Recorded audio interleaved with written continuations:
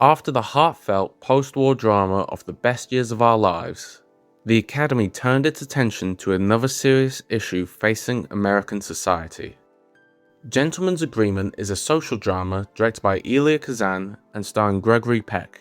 The film follows a journalist, played by Peck, who is assigned to write an article about anti-Semitism in America. Searching for a fresh angle, he decides to pretend to be Jewish for 6 months in order to experience prejudice firsthand. As he navigates everyday life under his new identity, he begins to encounter forms of discrimination that he had previously overlooked. I'm not sure what to make of this film. On one hand, I do have to give it credit. The premise is unique, and it's obvious that the film's heart is in the right place.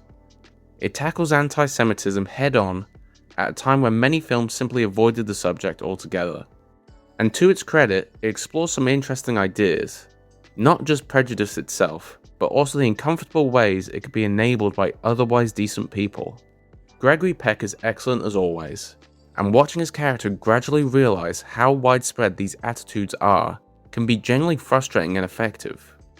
The acting across the board is quite good, which is important because it's a very dialogue-heavy film. But despite all that, something about Gentleman's Agreement never quite sat right with me. The message is admirable, but the way it's delivered often feels awkward and overly preachy. The premise itself creates a strange dynamic. A non-Jewish man pretending to be Jewish in order to teach others about anti-Semitism can come across as a little self-important. And because the film is so determined to make its point, the dialogue often feels unnatural. Characters don't always talk like real people. They talk like they're delivering the film's thesis. Even the characters who oppose prejudice can sometimes sound patronizing, which makes some of the conversations feel surprisingly uncomfortable. But my biggest issue is that the film is simply dull. I respect what it's trying to do, and I appreciate the importance of its message, but the characters never fully grabbed me, and the filmmaking itself is fairly unremarkable.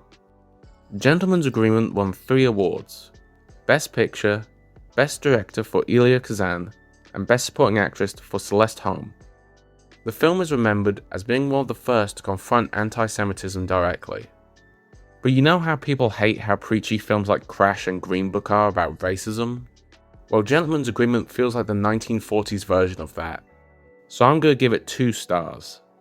Its heart was in the right place, but good intentions can't carry a film alone.